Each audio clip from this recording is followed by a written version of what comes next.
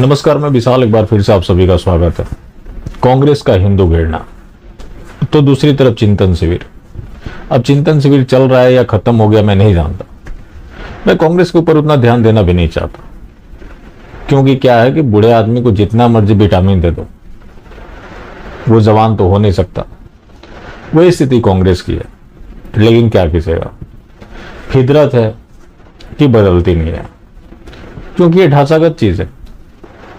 आज दो ही political parties की चर्चा होती है, एक तरफ कांग्रेस, दूसरी तरफ बीजेपी।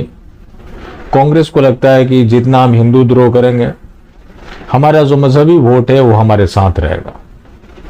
तो बीजेपी को लगता है कि हम जितना मर्जी हिंदू द्रोह कर ले, हिंदू हमारे साथ रहेगा, क्योंकि हमारे लोग हैं, माहौल बनाते हैं, बनाते रहेंगे। तो ये राजनीति है जिसे बहुत बारीकी से समझने की जरूरत है।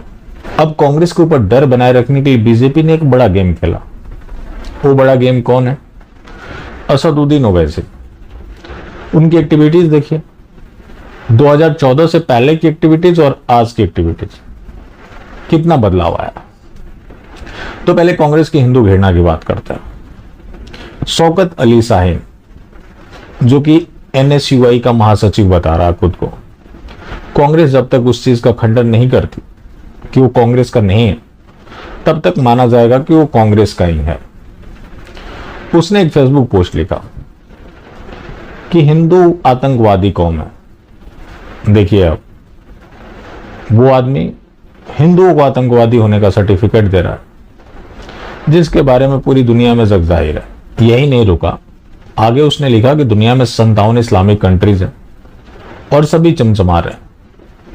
तीसरा लाइन जो उसका था, निरक्षर अशिक्षित हिंदू, पंचर बनाने वाले, प्लेन चलाने वालों को निरक्षर अशिक्षित बता रहा कि वो धार्मिक प्रदूषण फैला रहा। इंशाअल्लाह भारत इस्लामिक कंट्री बनेगा। खैर, इस चीज के लिए तो सारी पॉलिटिकल पार्टी अब काम कर रही है, बीजेपी को ज्यादा काम करेगा। इस तरह की बातें आज सामने आ रही है, तो ऐसे नहीं आ रही है। कांग्रेस के शासनकाल तक उन्हें लगता था कमाना खाना है, लेकिन अब उनके मन में यह चीज आ गया है कि हमें राज करना। अब लोग बोलते हैं कांग्रेस ने बहुत उनके लिए काम किया। कांग्रेस ने इतना काम किया होता तो आज वो पंचर नहीं जोड़ रहे होते। अब वो अधिकारी बनने लगे तो बीजेपी ने काम किया, और ये स्वीकार किया केंद्रीय मंत्री जो कि बीजेपी के ही हैं, इसी शासनकाल के मुख्तार अब्बास नकवी ने। चलिए, इन बातों को मैंने कई बार जिक्र कर दिया, बार बार रिपीट करने कोई फायदे नहीं। इसके साथ ही उसने लिखा, गोबर खाने वाले, गौमूत्र पीने वाली कौम, जो ऊंट का मूत्र पिए, वो बड़े वैज्ञानिक लोग हैं। एक चीज मैं भूल ही गया था, वैज्ञानिक से याद आया कि कुरान विज्ञान का मार्गदर्शक है। तो ये जितने मिसाइल वैज्ञानिक पकड़े जा रहे हैं, उसका मार्गदर्शन उन्हें कुरान से ही मिलता है। तो यहां तो उसने ठीक कहा है, लेकिन उसने पूरे विज्ञान को जोड़ दिया। लेकिन मिसाइल वैज्ञानिकों के बारे में उसे लिखना चाहिए था।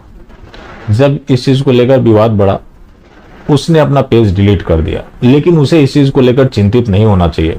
कश्मीर का वो बचाया जा रहा है। जाहिर सी बात है कि अभी बीजेपी का शासन है, और केंद्र में जब तक मोदी जी बैठे हुए, इनका कोई कुछ भी नहीं कर सकता, चाहे जो मर्जी कोई कुछ बोल ले। शेख बिन खलीफा जायद, जो कि दुबई के शेख थे, उनके लिए राष्ट्रीय झंडे को आधा झुकाया गया, राजकीय अवकाश घोषित किया गया। जो लोग मोदी जी के इस कदम की भर्त्सना कर रहे हैं, मैं उनकी निंदा कर रहा हूं।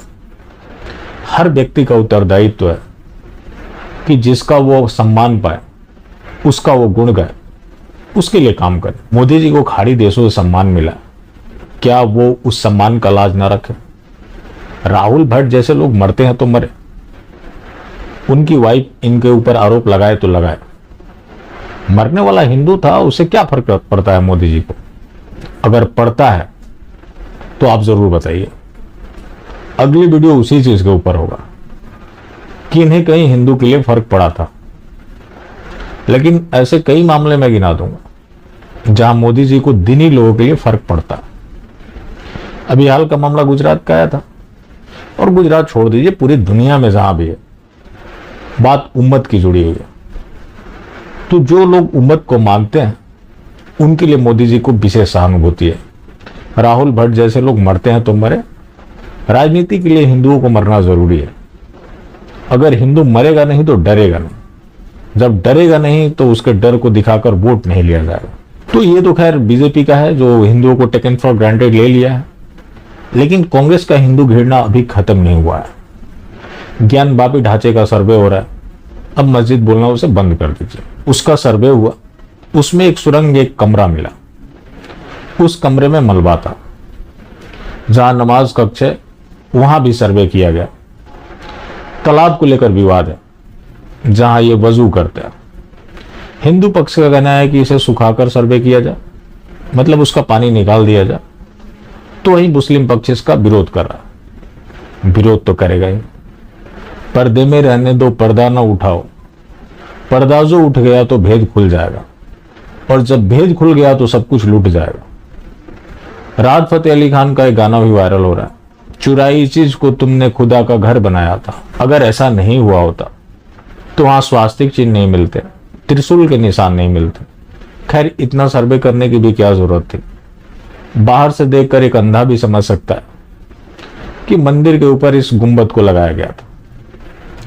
एक 1890 का पोस्ट वायरल हो रहा है जिसमें उस मंदिर को आंशिक रूप से क्षति पहुंचाया गया। उसके विरोध में भी कांग्रेस सेवा दल आ गया, जो कि ये महाराष्ट्र का है। ये औरंगजेब की मृत्यु 3 मार्च 1707 को हो गई थी, जबकि ये फोटो 1890 का है। तो जो ये फोटो है इसमें आंशिक रूप से उस मंदिर को ध्वस्त किया गया। कई बार ऐसी बातें हुई है, बोलते भी रहे कि पहले एक औरंगजेब बाबर गजनी हुआ करते थे, आज हर जगह बैठे हुए। तो जिस चीज को एक खास मकसद से तोड़ा गया उस मकसद की पूर्ति की गई, लेकिन कांग्रेस उसको डिफेंड कर रही है कि नहीं, ये पहले से मस्जिद था, औरंगजेब ने कुछ नहीं किया, इसे तोड़ा नहीं गया था।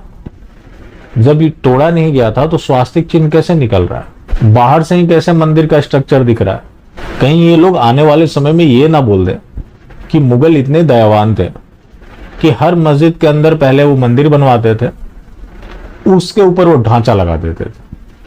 ये उनकी दरियादिली थी कि वो एकता का मिसाल पेश करने के लिए इस तरह के कृत्य किया करते थे। जब कुछ नहीं बचता तो इस कुतर्क का ही सहारा लिया जा सकता है।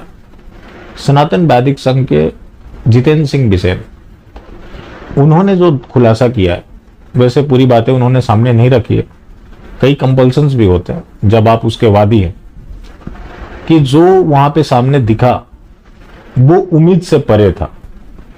बहुत कुछ देखने को मिला, लेकिन ये लोग मस्जिद का राग अलापना नहीं छोड़ेंगे, क्योंकि इन्हें लगता है कि इस तरह की कॉज का हम समर्थन करेंगे तो जो मुस्लिम लोग हैं वो हमें वोट करते रहेंगे।